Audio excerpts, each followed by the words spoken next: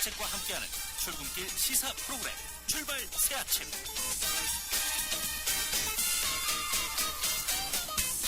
전시계 출발 새아침 3부 순서 시작합니다. 문자들이 계속 올라오고 있습니다. 몇 개만 우선 소개를 해드리죠. 7448님, 선장의 책무를 미덕과 혼동하면 안 됩니다. 4808님, 뒤집힌 세월호의 바다 위로 드러난 배 밑바닥을 빨리 용접으로 뚫어서 공기가 들어가게 하고 그 속으로 구조대원이 들어가 보도록 해야 합니다. 마냥 기다릴 시간이 없지 않습니까? 이런 아이디어를 주시네요. 2535님, 선장이 배에 남아있어야지. 답답한 말만 하고 계시네. 더 욱해지네요. 이런데. 이 선언법에는 선장이 이 배 끝까지 남아있도록 규정을 하고 있습니다. 그걸 위반하면 선언법 위반으로 징역 5년 이하에 처하도록 되어 있고요. 오늘 또 무거운 마음으로 청취자분들과 함께 방송을 진행하고 있습니다. 이 실종자들과 실종자들의 가족들에게 이 짧은 문자로 이 국민들의 마음을 전해주십시오. 짧은 문자 50원, 긴 문자 100원인 이 샤프 0945, 우물증 0945로 이 메시지, 위로의 메시지를 보내주신 분들에게 이 몇 분을 선정해서 인생을 변화시키는 목적의 힘, 난쟁이 빛이라는 책을 보내드리겠습니다. 잠시 지나는 말씀 듣겠습니다. 오빠, 민경이랑 드라이브 하고 싶으면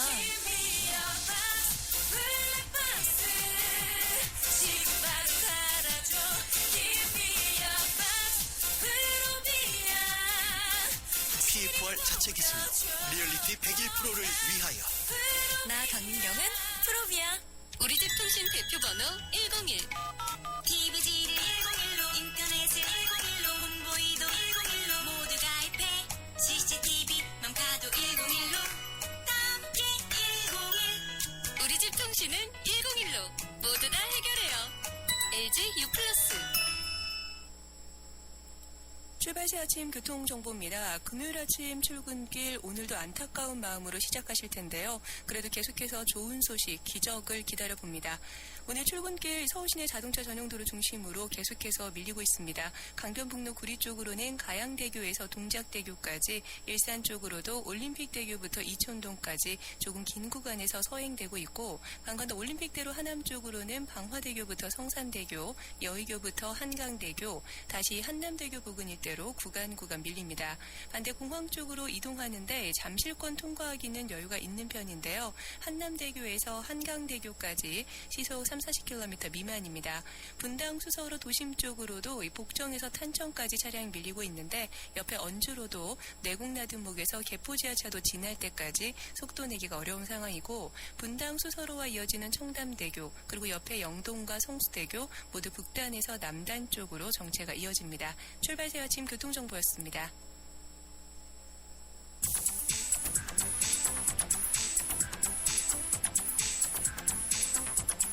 이 시간 주요 경제 소식, 경제 뉴스 브리핑. 이번엔 경제 뉴스 알아보겠습니다. 한국경제신문 강현우 기자입니다. 안녕하세요, 강 기자님. 안녕하십니까. 이 세월호 이 침몰 소식에 대한민국이 슬픔과 분노에 빠져 있습니다. 정부의 일상적 기능이 올 수도 없됐고, 이 모든 행사도 취소가 됐습니다. 어떻습니까? 사고 사흘째인 오늘 세월호를 인양할 크레인도 속속 사고 현장에 도착하고 있습니다. 대우조선해양 소속 3200톤급 크레인은 오늘 오전 3시에 사고 현장에 도착했고요. 3600톤급 2000톤급 규모 크레인도 오전 중에 도착할 예정입니다. 청와대는 어제 열기로 했던 박근혜 대통령 주재 공공기관장 워크숍을 무기한 연기한 데 이어서 오늘로 예정된 고용창출 우수 100대 기업 초청 일정도 취소했습니다. 정치권에서는 6.4 지방선거와 관련한 경선 일정 등이 중단됐습니다. 현안을 둘러싼 여야 공방도 멈췄습니다. 전국의 학교들은 수학여행과 체험학습을 줄줄이 취소하고 있고요. 전국 각 지역 행사와 축제도 마찬가지입니다. 간밤 미국 증시, 이 기업들의 실적이 엇갈리면서 혼조세로 마감했죠? 다우지수는 그제보다 16.31포인트 0.1% 내린 16,408.54에서 거래를 마쳤습니다. 반면 S&P 500은 0.14% 올랐고요. 나스닥도 0.23% 상승했습니다. 그제 장마감 이후 나온 구글과 IBM의 실적은 부진했지만 어제 개장 전에 나온 골드만삭스와 모건스탠리, 제네럴 일렉트릭 등의 순이익은 시장의 예측을 뛰어넘었습니다. 중요한 지표인 미국의 신규 실업수당 청구 건수는 늘어났지만 시장의 예측보다는 적었습니다. 미국 노동부는 지난주 신규 실업수당 청구 건수가 전주 대비 2,000건 증가한 30만 4천 건으로 집계됐다고 발표했습니다. 시장에선 31만 5천 건을 예상했습니다. 예. 한국의 소재 부품 산업이 이 기술 경쟁력을 갖추면서 국산화를 성공해서 일본에 대한 수입 의존도가 크게 개선되고 있다면서요. 네, 산업통상자원부는 올 1분기 소재 부품 산업 분야의 대일본 수입 의존도가 금액 기준 18.1%로 사상 최저를 기록했다고 어제 발표했습니다.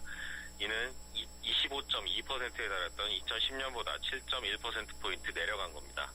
2010년 243억 달러에 달했던 소재 부품 산업의 대일본 무역 적자도 지난해 205억 달러로 줄어들었습니다. 올 1분기에는 작년 같은 기간보다 30% 가까이 줄어든 38억 달러로 나타났습니다. 5분기 연속 적자가 줄어든 겁니다.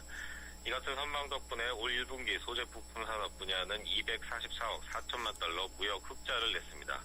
연간 기준으로는 올해 처음으로 1,000억 달러를 돌파할 전망입니다. 다만 기능성 화학 소재나 정밀기기 부품 분야는 아직 적자폭이 줄어들지 않고 있다는 것이 정부의 분석입니다. 예, 이건희 삼성 회장이 어제 귀국했죠. 당장 다음 주부터 출근 경영을 재개할 계획이다. 예, 이래서 삼성그룹에 비상이 걸렸다면서요. 네, 지난 1월 11일 출국한 지 96일 만에 돌아온 이건희 회장은 벌써 삼성전자 사장단과 오찬 회의를 소집해 놓은 것으로 전해졌습니다.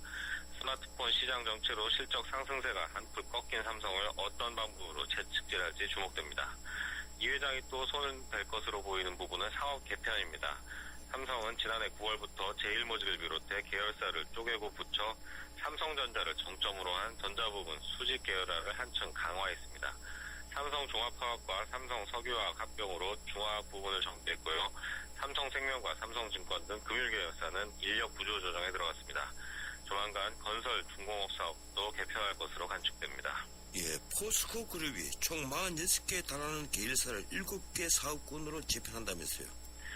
네, 철강과 건설, 에너지, 소재, IT, 유통, 기타 등입니다. 사업군마다 맏형 역할을 하는 회사를 세워서 계열사 통제를 강화하고 단계적으로 계열사 간 지분이동과 사업 분할 등을 통해 주력 계열사를 사실상 중간 사업지주 회사로 만들겠다는 구상입니다. 포스코 관계자는 철강 경쟁력을 강화하고 비주력 사업을 구조조정하기 위한 방편이라고 설명했습니다. 우선 포스코를 중심으로 한 철강군이 지배구조 가장 윗단에 서고 나머지 계열사를 철강군 아래 배치할 예정입니다. 건설 사업은 포스코 건설이, 에너지 사업은 포스코 에너지가 주축이 됩니다.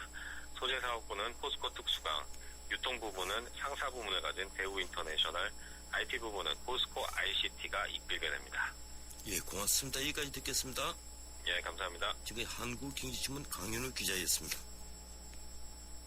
스트레스를 심하게 받았을 때 어떤 감정 반응이나 이런 것들이 이제 불안이나 또 수면 장애 이런 부분들이 나타날 수도 있지만 또 그 중에 하나가 어떤 외부 자극에 대한 반응이 늦거나 또 인지하는 그런 능력이 저하가 될 수도 있습니다. 그래서 그런 부분들은 이제 멍하다고 말씀을 드린 것이고요.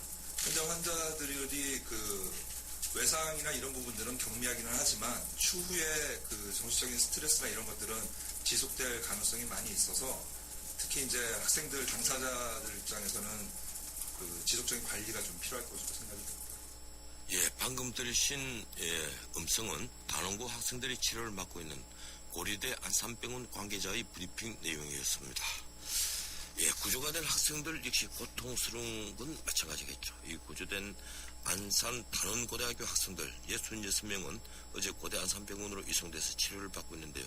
극도의 정신적 스트레스를 호소하고 있습니다. 전문가들은 일반적으로 외상 후 스트레스는 정신과 질환 중에서도 가장 심한 질환으로 분류하기 때문에 꼭 치료가 이루어져야 한다고 강조합니다. 이 전문가 의견 듣겠습니다. 한림대 한강성심병원 외상 후 스트레스 장애 클리닉 이병철 교수입니다. 이 교수님 안녕하세요. 예, 안녕하십니까. 예, 이 보도에 따르면 침몰 사고 이후 구조돼서 고대 안산병원으로 이송되온 66명 학생들이 심각한 정신적 스트레스를 호소하고 있다고 얘기를 합니다. 어떤 아이들은 불안장애, 또 수면장애를 호소를 했고 외부 자극에 아무런 반응도 하지 않는 채 멍하게 앉아있는 아이들도 있다고 하는군요. 이 교수님께서 이런 외상후 장애를 겪는 환자들을 많이 보셨을 텐데 간단히 이 외상후 스트레스가 무엇인지 설명해 주시겠습니까? 외상후 스트레스라는 거는 자신이 죽을 뻔한 어떤 입장에 처하거나 아니면 주위에서 그런 끔찍한 장면들을 목격했을 때 그런 심한 스트레스에서 오는 정신과 질환입니다. 대개 보면은 재경험이라 그래서 그 사고 장면들을 자꾸 떠올리고 악몽을 꾸고 그런 증상들, 그리고 과각성이라 그래서 여기 나온 학생들처럼 잠을 잘 못 자거나 깜짝깜짝 놀라는 그런 증상들, 그리고 회피라 그래가지고 이렇게 멍하게 있는 증상들을 보이는데 이 세 가지 증상들이 한 달 이상 계속되면 이게 만성적으로 갈 수 있고 그럴 때는 굉장히 위중한 그 외상후 스트레스 장애라는 진단으로 이렇게 치료가 되게 됩니다. 예, 뭐 한 달 동안 계속되면 만성적이 돼버린다는데 지금 학생들 상태가 어떨 것으로 생각하십니까?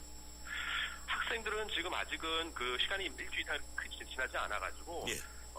외상후 스트레스 증상들은 보이고 있는 것 같습니다. 그런데 사실은 충격적인 일을 겪게 되면 대부분의 사람들에서 그런 증상들을 초기에는 나타나게 됩니다. 그래서 지금 그런 학생들을 보고서는 외상후 스트레스 장애라고 진단을 할 수 없는데 일단은 관찰하는 상태에서 일주가 지나도 이런 것들이 별로 좋아지지 않거나 오히려 악화된다 그러면 외상후 스트레스 장애로 진행할 가능성이 굉장히 높고 그랬을 때는 반드시 전문가를 찾아가지고선 치료를 받는 게 필요하겠습니다.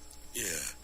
아까 제가 모두의 그 학생들 상태를 이 신문에 보도된 상태를 간략히 설명을 드리는데 이 자극을 해도 멍하니 앉아있는 학생도 있다고 합니다. 이 일반적으로 외상후 스트레스의 주요 증상은 어떤 겁니까? 사실은 이제 잠을 잘 못 자고 깜짝깜짝 놀라면서 네. 사고에 대해서 반복적으로 떠올리는 것들이 가장 흔한 증상입니다. 그러니까 자다가 끔찍한 악몽을 꾸거나 깨어있는 동안에서도 사고와 관련된 그런 경험들을 하게 되고 때로는 그 현실을 착각해서 그 사고 장면을 다시 그 현실인 것처럼 생각을 해서 현실 사고 장면처럼 생각을 해가지고 놀라고 그런 경우들이 있습니다. 아마 지금 학생들은 그런 정도의 상태에 있는 것 같고요. 이제 그러다가 너무 지치게 되면 정신적으로 너무 지치게 되면 갑자기 멍해지면서 아무 생각도 나지 않고 머리도 좀 혼란스러워지고 판단력도 떨어지고 이런 증상들을 보일 수 있습니다. 거기에 더해서 실제로 이런 과도한 긴장 불안 상태가 지속되게 되면 몸이 여기저기 아프거나 심한 긴장성 두통이라서 머리가 조여듯이 아프거나 이런 것들도 나타날 수 있습니다. 예, 이 무엇보다도 이 청소년들은 아직 어른들처럼 많은 경험을 하지 않은 나이이기 때문에 이런 큰 사고를 겪으면 엄청난 영향을 받을 것 같은데 아무래도 성인보다 청소년들이 외상후 스트레스가 더 받기 쉽겠죠? 어떻습니까? 맞습니다. 아무래도 청소년들은 인격적으로 이렇게 아주 완성된 시기가 아니기 때문에 스트레스를 감당하는 그런 능력들이 좀 떨어집니다. 그래서 이런 일들을 겪게 됐을 때 이런 것들 본인이 나름대로 이렇게 소화시키고 받아들이고 이런 것들이 필요한데 아무래도 이 사고가 너무나 충격적인 사고인데다가 아직 청소년들이 그런 부분들에 대해서 많은 경험들이 없기 때문에 실제로 외상후 스트레스 장애로 진행될 위험들은 어른들보다 좀 더 높다고 할 수 있습니다. 예, 그러면 이런 아이들을 그 주변에서 어떻게 좀 지도를 해야 될 것 같습니까? 이 죄책감도 표시를 하는 아이들이 있다는데요. 이 정신적 충격에서 벗어나도록 하기 위해서 이 주변에서 어떻게 도와줘야 되겠습니까? 주변에서 해줘야 될 부분은 일단은 지금은 상황 초기고 예. 또 대부분의 사람들이 그런 증상들을 보일 수 있기 때문에 일단은 아이들을 안심시키는 게 제일 중요할 것 같습니다. 먼저 일단은 충분히 쉬게 하고 안심을 시키고 지금 증상들이 나타나지만 이게 큰 충격을 받으면 누구나 다 나타나는 증상이고 좋아질 것이라는 걸 계속 설득을 해야 되고요. 또 중요한 거 하나는 지금 이제 그 계속 뉴스를 들여다보면서 그 생각에 집착을 하게 되면 증상이 더 나빠질 수 있습니다. 그래서 예. 만약에 주변에 그런 피해자들이 있다고 한다 그러면 될 수 있으면 뉴스는 좀 줄이고 그런 생각들이 반복적으로 떠오를 때는 같이 좀 산책을 한다든지 좀 걷는다든지 아니면은 대화를 한다든지 이렇게 해서 다른 데로 주의 집중을 좀 돌려버리는 게 필요합니다. 그렇게 해서 좀 줄여야 되고요. 또 하나는 이 청소년들이 특히나 중요한 문제인데 되게 이런 사고가 나게 되면 이런 남아있는 생존자들은 그 피해자들에 대해서 굉장한 어떤 죄책감을 가지게 됩니다. 자기들만 살아나왔다는 거에 대해서. 근데 사실은 이런 극한 상황에서 훈련되지 않은 사람이 적절하게 대처하기는 대단히 어렵고요. 그래서 그런 것들이 그 자기들의 잘못이나 어떤 탓이 아니고 어쩔 수 없는 거고 그런 것들을 받아들여야 될 수 있도록 계속 위로를 해주고 안심시켜주고 혹은 불필요한 죄책감을 좀 덜어주는 것들이 굉장히 필요하겠습니다. 예, 이런 사고에서나 또 전투에서도 이 살아남은 병사들이 흔히 그런 이 격렬한 전투를 치르고 나면 자기만 살았다 하는 죄책감에 평생을 시달린다고 하더라고요. 맞습니다. 예, 어떻든 우리도 이런 큰 사고가 터지고 나서 외상후 스트레스에 관한 관심이 높아졌는데 지금 우리 경우는 어떻습니까? 치료가 체계화되어 있죠? 외상후 스트레스 장애가 이제 상대적으로 다른 질환에 비해서는 정신과에서 이제 새로 이제 생긴 질환입니다. 그래서 많은 정신과 선생님들이 관심을 가지고 있고 이제 PTSD 연구회라 그래서 이제 네. 외상후 스트레스 장애를 PTSD라고 영어로 부르는데 거기에 대해서 연구회가 있어서 정신과에서는 한 30-40명의 선생님들이 모여가지고 많이 연구하고 계시고 저처럼 이제 외상후 스트레스 장애를 전공하시고 그걸 전담하시는 사람들도 하나둘씩 계속 늘어나는 상태입니다. 예. 근데 아쉬운 부분은 아무래도 이게 눈에 보이지 않는 어떤 안전 또는 이런 정신적인 문제 이런 것들은 아무래도 우리나라에서 이렇게 많이 소홀히 되는 것들이 일반적인 현실입니다. 그래서 많은 기관들에서 이런 대응 매뉴얼을 만들 때 외상후 스트레스 장애 같은 것들을 같이 만들어야 되고 그래서 우리 피해자들이나 아니면은 이제 그 구조자들에 대해서도 이런 외상후 스트레스 장애 정신적인 문제에 대해서 뭔가 지원하고 할 수 있는 것들이 필요한데 그런 것들이 지금 시작은 되고 있는데 아직은 좀 많이 아쉬운 그런 상태입니다. 예, 그러면 약물 치료도 해야 되겠지만 심리 상담 같은 그런 치료도 장기적으로 계속 해야 되겠군요. 예, 맞습니다. 초기에는 사실 약물을 이용해서 잠을 재우고 불안을 줄여주고 이런 것들이 도움이 되지만 궁극적으로 치료를 하기 위해서는 그 개개인이 그 사고의 어떤 고통, 그 사고의 어떤 끔찍한 기억들로부터 벗어나는 게 필요하고 그걸 나름대로 자신들이 소화하는 그런 것들이 필요합니다. 그래서 내가 그런 것들을 어떻게 이해하고 어떻게 받아들일까 하는 부분도 있고 그런 과도한 불안, 끔찍한 장면들에 대한 것들을 지워나가는 것들이 필요한데 이런 것들은 약으로만 해결되는 건 아니고 전문적인 상담을 통해 가지고서 정신치료를 받았을 때 많이 좋아질 수 있습니다. 예, 고맙습니다. 이른 아침 인터뷰 고맙습니다. 예, 감사합니다. 예, 지금까지 한림대 한강성심병원 외상후 스트레스 장애 클리닉 이병철 교수였습니다. 우리 수학 성적이요? 당연히 걱정 없죠. 그렇다면 수학 실력은 어떨까요? 지금 아이의 수학을 진단해보세요.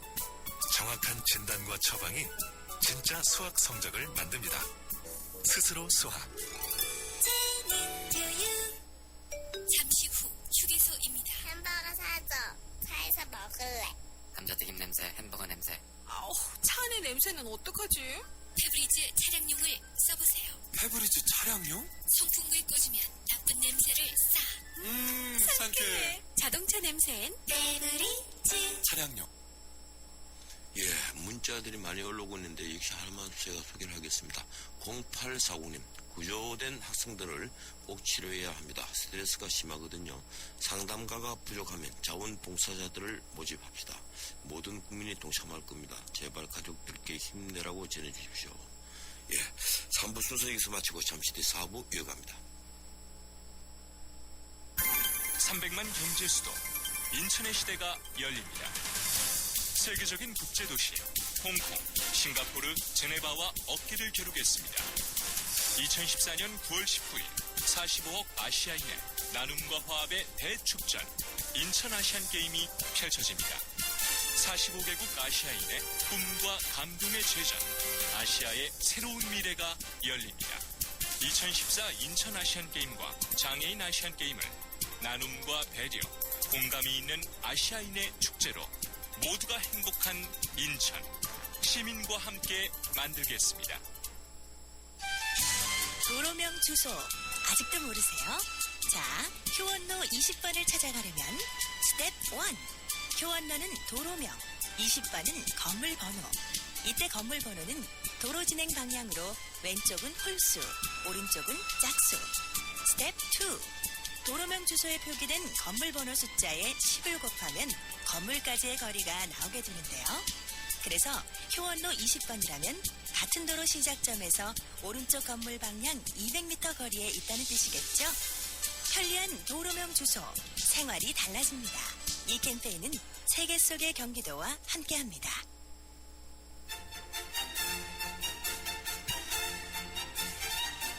출근길 정통 시사 라디오 프로그램 YTN 라디오 전원책의 출발 새 아침. 예, 전원책의 출발 새 아침 4부 순서 시작합니다. 4부는 세월호 침몰 사건 특집 토론을 마련했습니다. 긴급 토론입니다. 잠시 전화 말씀 듣겠습니다. 전 세계를 열광시킨 그가 돌아옵니다. 더 강력해진 적들의 등장.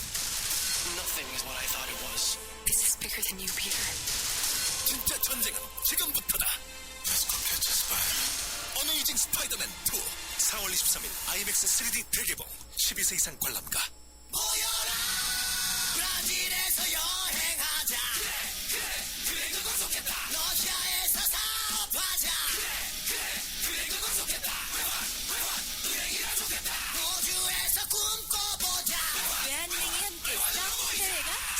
있습니다. 한때 뿌리 하나로 콜라와 싸워 전설이 되신 분이 계셨지. 국내 최초 보리 탄산음료로 콜라의 아성을 흔들었던 맥콜. 전설을 맛보리 맥콜. 에코로바의 산을 즐기는 새로운 생각. 따스한 햇살 속으로 배낭 하나 메고 미니멀 캠핑을 떠나보세요. 장비는 줄이고 자연을 배려하는 에코로바 미니멀 캠핑으로 당신의 산이 더 즐거워집니다. 에코로바와 함께 당신만의 산을 즐기세요. Keep your way, 에코로바.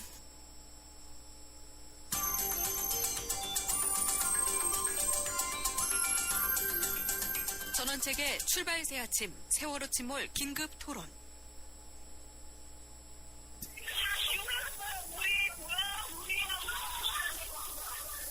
경비정이 저희 이거 끝나면 나갈 수 있게 좀 조치를 취해주시면 대단히 감사하겠습니다. 진짜로 머리 숙여서 다시 한번 부탁드립니다. 예, 이 보호자들, 자기 자식들 제발 좀 구해달라, 이런 안타까운 목소리 드리겠습니다. 예, 지난주에 출발사 아침 세월호 이 침몰에 관련돼서 이 긴급 토론 시간을 마련했습니다. 온 나라가 이틀간 이 정직에 휩싸여 있습니다. 16일 오전 8시 48분 37초 10km대 속도로 제주로 가던 여객선 세월호가 이 서남쪽 110도로 급하게 우회전을 했고 이 변침 직후 속도가 떨어졌습니다. 418m를 더 간 세월호는 8시 52분 13초에 다시 북쪽으로 방향을 틀었습니다. 전남 소방본부에 최초 신고가 접수된 시간이 바로 이때입니다. 그리고 세월호는 10시 12분까지 70분 동안 4,350m를 표류합니다. 그리고 선체가 기울여져서 마침내 침몰합니다. 선장은 승객이 다 내릴 때까지 배를 지켜야 하는데도 69살 된 대리 선장은 제일 먼저 탈출했습니다. 기관장과 기관사들도 배를 떠났습니다. 29명 중에 20사람이나 살았습니다. 배에는 그대로 있으라는 선내 방송을 믿은 어린 학생들이 가득 있었습니다. 선장이 잘못된 대처로 인해서 이 어린 학생을 포함한 287명의 목숨, 지금 차가운 바닷속에 갇혀 있습니다. 왜 이런 후진구경 사고가 아직도 일어날까요? 그것뿐이 아닙니다. 사고가 일어난 뒤 이에 대처하는 당국은 가족들에게 이중의 상처를 안겼습니다. 사고가 일어난 지 12시간도 더 지난 밤 11시에 비로소 탑승 인원이 밝혀졌습니다. 사망자와 실종자 수는 아직까지 오락가락합니다. 지금은 실종자가 좀 줄었죠. 구조지휘선도 혼선을 빚고 있습니다. 오늘 매주 금요일마다 마련하는 인물 포커스 시간, 긴급 토론을 합니다. 이번 사고에 연관된 문제점을 총괄적으로 짚어보겠습니다. 위즈덤 센터 황태순 수석연구위원, 최영일 평론가 두 분 시도대에 모셨습니다. 어서 오십시오. 네, 안녕하세요. 토론에 들어가기 전에 이 잠수를 하는 뭐라고 합니까? 민간 지원자라고 합니까? 자원봉사자들. 그 중에 정동남, 전 연예인이죠. 정동남 씨를 긴급 인터뷰를 하겠습니다. 어제 민간 잠수부들이 투입이 됐는데 3사람이 실종 위험까지 있었죠. 다행히 이제 파도를 넘어서서 다른 배에 구조가 됐습니다. 정동남 씨 연결되어 있습니다. 안녕하세요. 안녕하세요.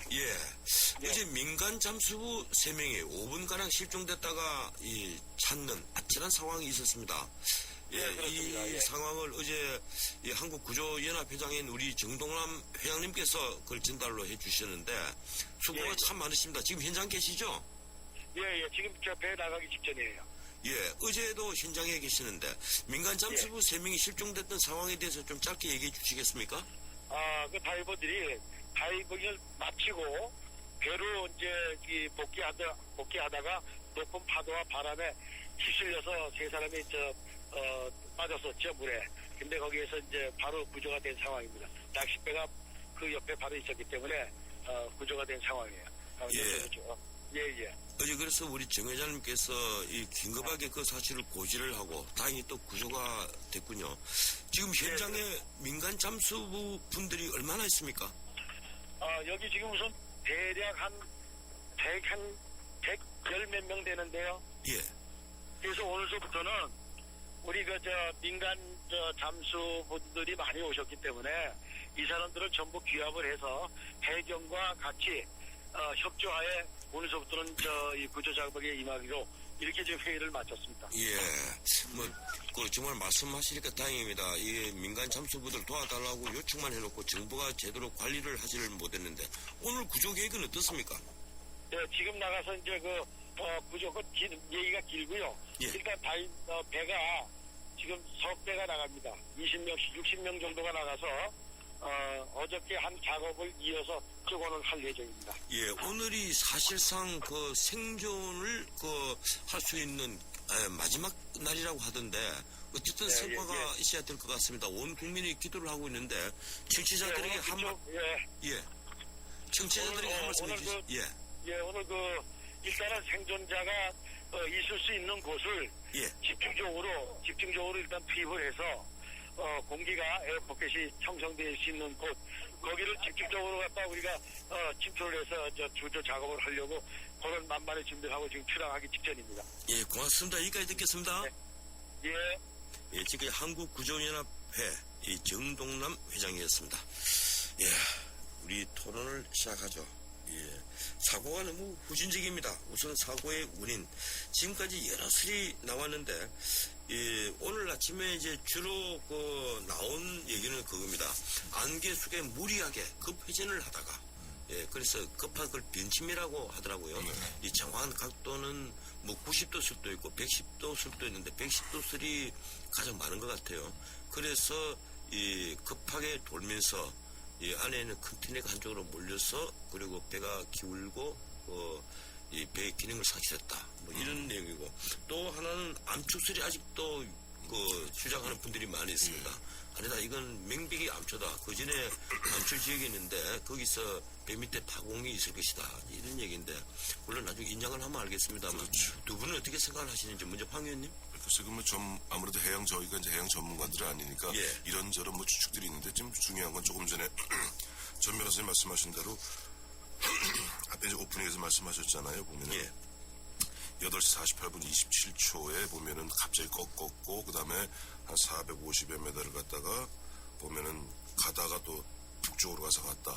그러니까 일단 사고 원인은 어쨌든 그렇게 가는 것 같은데 문제는 가장 중요한 게 인명 구조인 것 같아요. 오늘 앞서도 말씀하셨습니다만은 오늘까지 좀 우리가 기대를 걸고 있는 거 아니에요? 그러다 보니까 어제 대통령도 직접 현장에 내려가서 한 30여 분간 보면은 가족들, 실종자 가족들하고 또 대화도 하면서 저는 어제 정말 화가 났어요. 그걸 보면서 대통령이 가서 대통령한테 직접 듣는 그 가족들의 이야기를 들어보니까 그동안 공무원들은 뭐 했는지 그야말로 엉망진창으로 그제서야 어제 이주영 장관도 그렇고 보면은 여기 해양경찰청장도 그렇고 그저 쭈뼛쭈뼛 이렇게 저렇게 말돌리 급하고 오히려 대통령이 보니까 가족들의 입장에서 오히려 장관하고 그 해양경찰청장을 질타하는 장면을 봤는데 그 바로 그거예요. 보면은 지금 오늘도 아침에 신문 이런 게 나오더군요. 크레인이 이렇게 늦게 조금 전에 도착했다고 합니다만은 그것도 한 10몇 시간 늦게 출발한 것도 그 돈 문제 때문에 해양경찰청에서 그 어디 해운사 쪽에다 너희들이 해라 이렇게 했다는데 정말 화가 납니다. 그건 하나씩 나중에 짚어가더라고요. 총괄적으로 화가 납니다. 진짜. 우선 최영일 평론가님, 지금 첫 질문을 어떻게 주셨는데요. 보셨습니까? 세 가지 가설이죠. 첫 번째는 그 암초에 의한 좌초설이 나왔고요. 아직도 유력합니다. 근데 이 처음에 배가 넘어간 사진을 보면 말씀하셨던 대로 이제 배 바닥에 긁힌 자국이 분명히 있어요.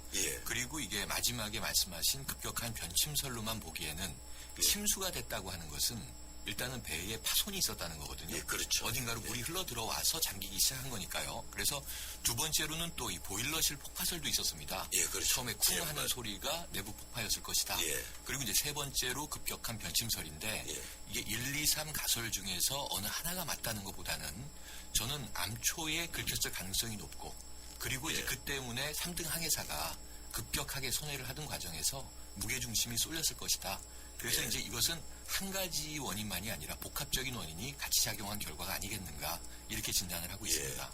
그 항로에서 그 부분이 이제 변침을 하는 지점을 맞는데 평소에 이렇게 급하게 변침을 안 한다고 그래요. 그래서 또 이번에 오늘 신문들에서 가장 주목하고 있는 부분이 이 항해사가 선장은 이 항해하는데 뭐 거의 한 2시간마다 한 번씩 들렸을 뿐이고 항해사가 모든 것을 전담했는데 나이어린 아직 청년이고 경험이 너무 일천했다 이거죠.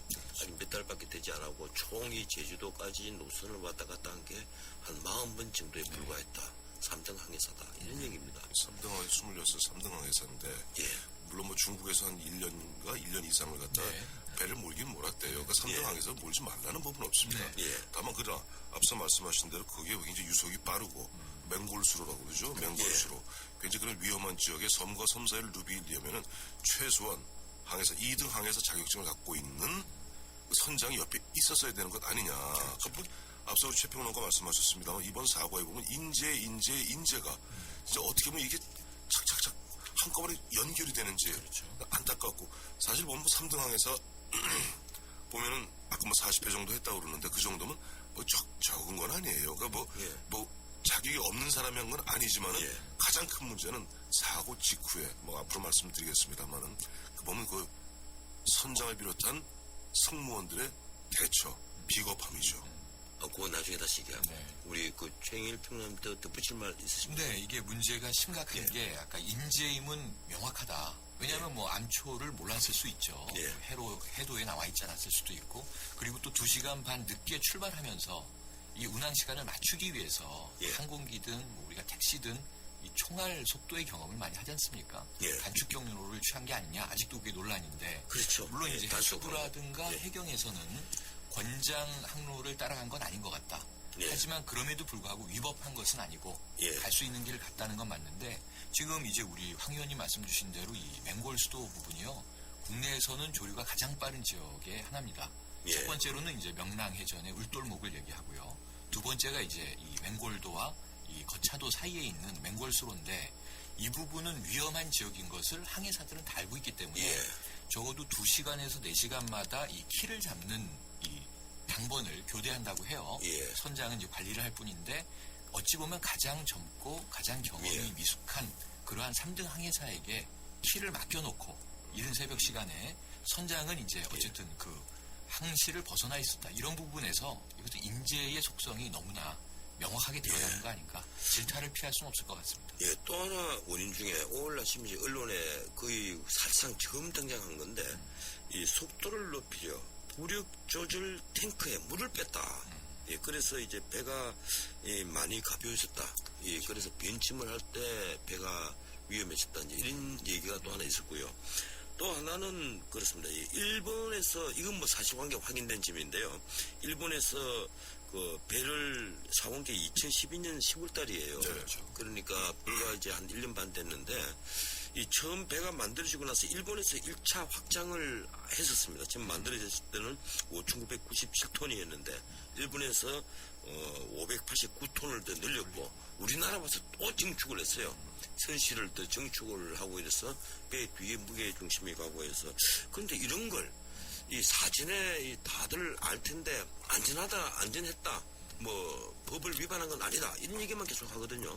황 의원님 어떻게 보십니까? 그러니까 지금 우리 전 변호사님 여태까지 지금 나눴던 그 모든 뭐 사고의 원인 중에서 유일하게 사고의 원인일 것이라고 여러 가지 그 중에 팩트가 확인된 게 딱 하나예요. 지금 선미 부분에 한 200여 톤 확장을 한 거죠. 산실을 확장을 해서 무게 중심 위로 올라갔는데 과연 이것이 뭐 흔한 얘기로 불법 개조 아니냐 하는 그런 의심의 눈초리 있는 거 사실입니다만 그걸 또 보면 계속 보면 그 선 협회에서 그걸 검사를 하고 안전 검사를 하고 예를 들어서 우리 확장한 자체가 막 불법이라든가 위험을 초래할 정도라면 그건 문제가 있겠죠. 그러나 그것이 뭐 법 테두리 내에서 안전의 범위 내에서 확장한 것인데 문제는 그러다 보니까 배의 무게 중심이 좀 높았고 앞서 말씀하신 대로 급히 만약에 어제 이제 사실 해경에서 발표한 거 아니에요. 그 항적을 막 그런 식으로 90도 내지 110도로 꺾었다면 무게 중심이 높다 보니까 우리도 뭐 차 몰다가 갑자기 확 커브 틀면은 차가 휘청하고 넘어가려고 그러지 않습니까? 마찬가지 원리거든요. 그러니까 무게 중심이 높았던 건 사실인데 그렇다고 해서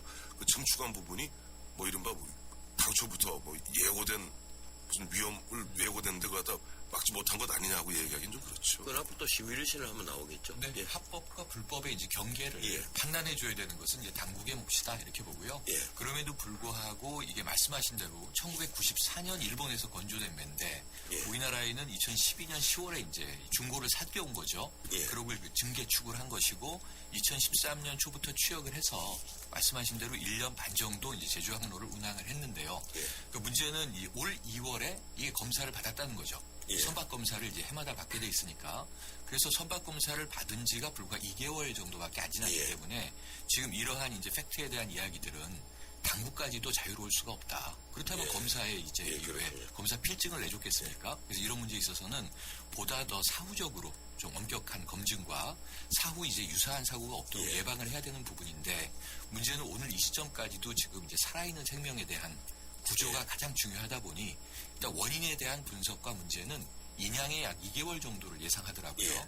그 이후에 정밀 검사를 통해서 결과 보고를 보고 이제 예. 검증이 돼야 할 문제라고 생각을 합니다. 예, 자, 이제 이 주요한 내용들을 좀 짧게 한 4가지만 좀 넘어가 봅시다. 이번에 정부가 너무 우왕좌왕했죠. 특히 해수부, 안행부가 우왕좌왕했고, 또 안행부는 안행부대로 중대본이라든가 해경과 사이에 보고를 받고 주고 하는 지시를 하는 과정에서 또 우왕좌왕했고.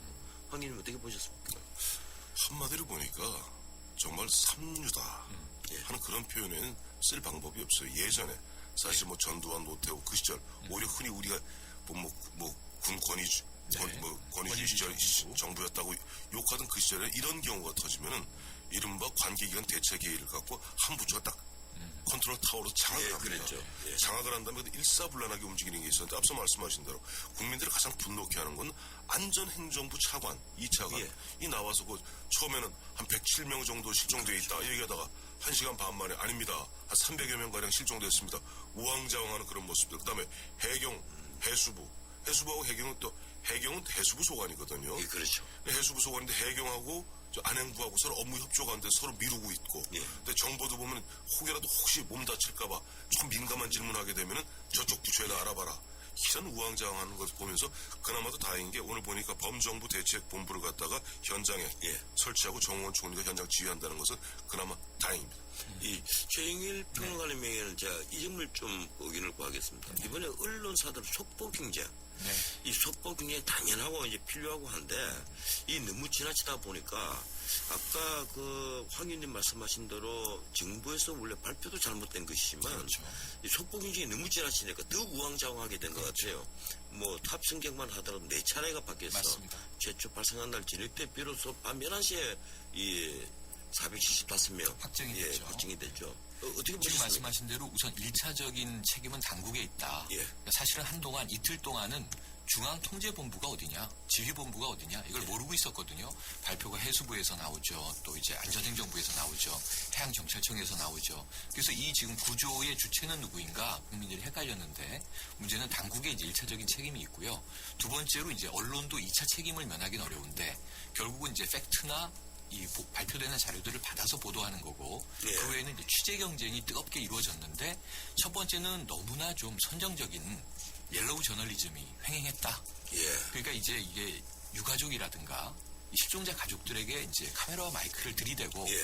물어서는 안 될 부분들을 묻거나 이게 인륜적인 문제를 이제 침해하는 부분들을 전 국민이 매체를 통해서 보면서 분노를 느끼는 거거든요. 예. 미디어를 신뢰할 수 있게 해줘야 되는데 그래서 재난보도상의 문제가 있었고요. 그리고 이제 과열 취재 경쟁인 것은 명확하다. 이런 부분들도 앞으로 매체들이 좀 반성하고 시정해야 될 문제는 분명하다고 봅니다. 자, 이제 그 황인의 명예는 제가 이걸 좀 여쭤보겠습니다. 이 선장이 제일 먼저 내렸습니다. 예, 9시 한 30분 조금 지나서 내린 걸로 보이는데 그 뒤를 이어서 기관장이 자기 기관사들에게 전화를 걸어서 다 탈출을 시켰습니다. 그래서 29명 중에 20명이나 탈출을 했어요. 선원들은. 이 선원들 중에 이 죽은 사람들은 이 정말 아르바이트생, 박정씨 같이 가장 나이 어린 그 여자. 이 정말 화가 나요. 이 기관사들이 3, 4층 그 학생들이 있는 데를 거슬러 올라가서 이 밖으로 탈출하면서 학생들에게 함께 나가자고 소리도 외치지 않았습니다. 그때 방송은 계속 그대로 선실이 있으라 그랬죠. 이 점을 어떻게 봐야 합니까? 물론 법은 그렇습니다. 이 업무상 과실치사상 징역 5년 이하 또 선임법도 징역 5년 이하.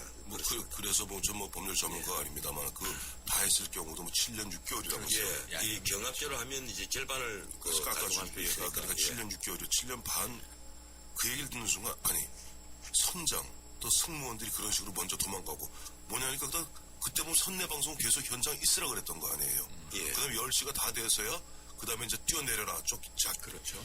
이랬다면은 이건 전 모르겠어요. 거꾸로 여쭤볼게요, 변호사님. 이러면 이 살인죄 아니에요? 사실상 이게 미필적 고의를 인정할 수 있느냐 여부를 아마 검토를 해야 될 거예요. 이 정도 같으면. 이 정도면 살인 아닙니까? 저는 제가 보기에도 이 정도 같으면 미필적 고의를 인정할 필요가 있지 않겠습니까? 미필적 고의는 살인. 그보다 좋다. 이런. 아니 왜냐니까 그거는 자기도 피해서는 안 되지만 미필적 고의가 성립되려면 이제 청취자를 위해서 짧게 제가 말씀드립니다. 짧게 해주세요. 죽을지도 모르지만 나 어찌할 수 없다. 이제 이런 상태가 인정이 되면 그건 미필적 고의한 살인이거든요. 근데 자기들은 빠져나가면서 방송을 했다면서 있으라고. 그게 문제였죠. 그러면 자기들은 왜 빠져나갑니까? 그렇죠? 자기들은 죽음이 두려웠으니 빠져나간 거 아니에요. 미필적 고의죠. 시간이 별로 없었어요. 평론가님. 지금 말씀하신 부분에서는 이 선장의 이 죄는 면할 수가 없어 보이고요. 이 선장과 승무원들의 조기 이탈, 어찌 보면 이제 자신들만의 탈출, 그것이 더 많은 희생자를 지금 낳게 만들고 있는 과정을 만들어내버린 거죠. 앞으로 이제 얼마의 사망자가 더 늘어날지 모르지만 상당히 이제 직업윤리 측면에서도 이게 원정신이라고 보기는 어렵습니다. 어떤 위기를 감지했는지 모르지만 지금 22살 아까 말씀해 주셨던 박지영 승무원 말이죠. 자리를 지키라고 방송하다가 마지막 순간에 이제 자의적인 판단으로 모두 바다로 뛰어드십시오 하고 이제 본인은 사망하지 않았습니까? 구명조끼도 양보하고 누가 선장입니까? 박지영 씨가 선장 아닙니까? 우리가 좀 이런 부분에 대해서는 이번 사건에서 정말 앞으로 이 사건이 대구 지하철 참사와 굉장히 닮아있지 않습니까? 맞습니다. 기관사가 마스콘 키를 잠그고 도망가 버렸잖아요. 그 때문에 희생자가 늘어나는데 우리가 왜 굉장히 20여 년의 재난 사고에서 이러한 그 리더십을 배우지 못하는가 안타까울 뿐입니다. 이번에 참 문제점이 하나 둘이 아닌 것 같아요. 이 언론이 아직도 오보를 내던데 이 구명정이 아니고 구명뗏목만 있답니다. 그렇죠. 이 구명정은 사람이 타면 자동으로 내려가도록 되어 있는 것이 구명정이고 그렇죠. 이 구명뗏목은 배가 엎어지면 펼쳐지도록 하는 라이프보트라고 부르죠. 그렇죠. 근데 그나마도 쇠에다 묶여 있었다고. 46개 있으면 뭐합니까? 그 사람들 탄 거 하나 외에는 45개 그대로 묶여 있어요. 쇠로 묶여가 있다고 하더군요. 나중에 밝혀지겠죠. 문자 메시지들이 계속 올라오는데요. 특히 하나만 제가 소개를 하겠습니다. 이런 대형 사고가 어떻게 한두 가지 원인으로 일어나겠습니까? 철저하게 조사해서 책임자 엄벌하고 대책 마련해야 합니다. 하나 더 할까요? 참 살고자 하는 본능보다 더 중요한 게 직업윤리임을 다시 한번 깨달았습니다. 각자 자리에서 최선을 다해 구조하다 희생당한 모든 분들께 고개 숙여 감사드립니다. 우리 문자 메시지들 전부 다 이게 바로 진실인 것 같습니다. 오늘 긴급 토론 시간이 너무 짧았네요. 일단은 구조가 진행되고 있으니까 한 생명이라도 살아오기를 바랍니다. 우리 아이들이 제가 이게 좀 차라리 CM을 좀 빼고 하나만 제가 더 묻도록 하겠습니다. 지금 앞으로 우리가 이런 후진적인 사고, 이 남용호 사고, 쇠 폐료 사고 계속 늘지 않습니까? 어떻게 우리가 대책을 마련해야 될지 짧게 우리 황 의원님 먼저. 이번에 가장 큰 사고는 인재죠. 묘한 인재들이 겹치면 아닙니까? 정말 교육도 해야 되고. 저는 요즘 비행기를 타봐도 예전같이 그렇게 비상사태 때 어떡하라는 교육도 제대로 안 하는 것 같아요. 그러니까 이번에 학교도 마찬가지고 모두가 보면 그런 부분 우리 모두가 조금 더 긴장하는 가운데 좀 그런 데 대한 대비, 교육, 자각 이런 것이 필요하지 않나 보여요. 예방 조치로는 이제 안전을 위한 점검들이 더 강화돼야 되겠고요. 그리고 무엇보다 재난을 피할 수 없을 수가 있지 않습니까? 불가항력으로 다가오는 돌발 변수인데 이 부분에서 피해를 최소화하기 위한 전문성, 신속성 그리고 이제 함선 내의 승무원들 교육도 문제이고 당국의 이 재난 지휘에 대한 문제가 굉장히 이번에 심각한 문제들이 드러나고 있다. 여기에 대한 대책은 20년간 유사 사고가 발생하는 것에 대해서 누군가는 책임을 져야 한다. 앞으로는 여기에 대한 좀 전문적인 대응이 우리가 선진화되기를 간절히 바라봅니다. 오늘 이 인물 포커스 시간에 세월호 침몰 사건에 대한 긴급 토론을 마련해봤습니다. 황태순 수석연구위원 그리고 최영일 평론가 두 분 함께했습니다. 두 분 수고 많으셨습니다. 고맙습니다.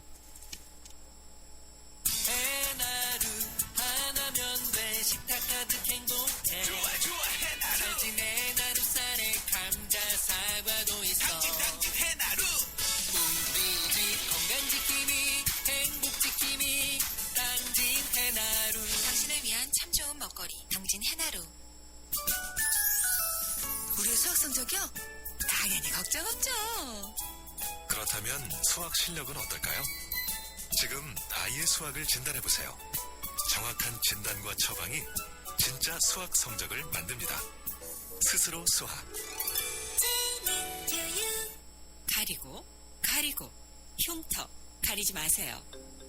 흉터 전문 더마틱스 울트라. CPX 성분이 흉터를 흐리고 부드럽고 매끈하게. 흉터에 더 자신있게. 더마틱스 울트라. 이탈리아 글로벌 제약회사 메나리니. 본 제품은 의료기기입니다. 네, 피자헛입니다. 저기요, 고기 피자랑 새우 피자랑 뭐가 더 맛있어요? 둘 다 맛있습니다, 고객님. 그래도 뭐가 더 잘 나가요? 솔직하게. 둘 다 잘 나갑니다. 왜냐하면 더블 박스. 박스는 하나, 피자는 두 가지. 25,000원. 1588-5588 피자헛. 더블 박스 주세요. 예, 문자 메시지 몇 개만 소개를 해드리겠습니다. 1336님, 교회에서 모든 성도들과 함께 기도했던 내용이고요. 6974님, 대형 사고가 나면 아직도 원시적으로 대처해야 한다는데 질타합니다. 7333님, 선장님, 전쟁 때 총을 두고 도망가면 어떻게 합니까? 예, 저하고 똑같은 생각입니다. 2369님, 세월호 침몰 참사 속에 탑승자들의 탈출을 도우고 박지영 씨와 안산 단원고 남윤술 선생의 거류관 희생에 감동이 온다. 예. 1059님, 삼각 고인의 명복을 빕니다. 배 안에 있는 학생들 무사히 빠져나오길 빕니다. 이 모든 분들에게 세월 보내드리겠습니다. 예, 클로징 멘트입니다. 참으로 처참한 일주일이 지나고 있습니다. 저는 지금 진도 앞 차가운 바다 속에 있는 어린 자식들 생각으로 고통받고 있는 부모들, 그리고 그 가족들에게 어떤 위로의 말씀을 드릴까 고민하고 있습니다. 자신의 목숨과도 바꿀 자식들인데 세상에 무슨 말로 또 위로가 되겠습니까? 그래도 감히 용기를 내라는 말씀을 드릴까 합니다. 우리 모두 기적을 믿어봅시다. 그리고 저는 지금 분노하고 있습니다. 몇십 년 배를 몰았다는 선장의 잘못된 선택으로 채 피어나지도 못한 어린 아이들이 지금 극한의 상황에 처해 있습니다. 법조인이 될 때 죄를 미워하되 사람을 미워해서 안 된다는 말씀을 배웠지만 지금은 사람을 미워하는 마음을 감출 수가 없군요. 예, 이제 무거운 마음으로 다음 주 제 마지막 방송을 하게 됩니다. 월요일에 돌아오겠습니다. 지금까지 진행의 준인책 변호사였습니다. 고맙습니다.